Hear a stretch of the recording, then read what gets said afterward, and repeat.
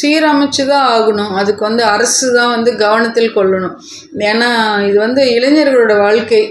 அவங்க வந்து இப்படி வேஸ்ட் பண்ணிட்டு இருக்காமல் சில ஒரு சீரமைப்புகள் எல்லாம் கொண்டு வரணும். ஃபஸ்ட்டு இந்த கோச்சிங் இன்ஸ்டியூட்ஸை வந்து அதுக்கு ஒரு இப்போ எல்லாருமே ஒரு ஒரு ஒரு ஒரு ஒழுங்குமுறை சட்டம் எதிர்பார்க்கலாம், ரெகுலேஷன் ஆக்ட் ஒன்று எதிர்பார்க்கலாம் நம்ம. ஏன்னா இப்போ பயிற்சி நிறுவனங்கள் தமிழ்நாடு முழுக்க மூளை முடுக்கெல்லாம் இப்போ பள்ளிக்கூடங்கள் எப்படி இருக்கோ, கோவில்கள் எந்த மாதிரி இருக்கோ, அதே மாதிரி பயிற்சி நிறுவனங்கள் வந்து மூளை முடுக்கெல்லாம் இருக்குது. அது ஒரு வகையில் நம்ம வந்து பாசிட்டிவாக பார்க்கணும், நல்ல விஷயமா பார்க்கணும். தமிழ்நாட்டு இளைஞர்கள் அரசு தேர்வுக்கு தயாராகிறாங்க, அதுக்கான வந்து நீங்கள் எவ்வளோ பர்சன்டேஜ்னு எடுத்து பாருங்கள். சமயத்துக்கு மைனஸில் கூட போகலாமோ என்னமோ. 20 லட்சம் பேர் எழுதுகிறாங்க, எவ்வளோ பேருக்கு வந்து வேலை வாய்ப்பு?